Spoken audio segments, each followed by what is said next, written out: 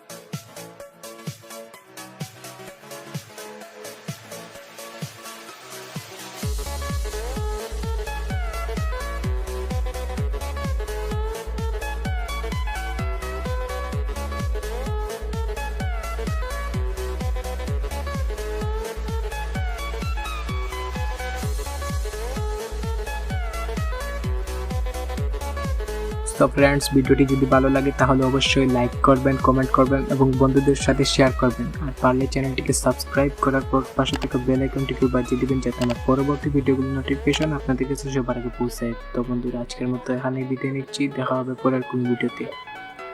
আল্লাহ হাফিজ।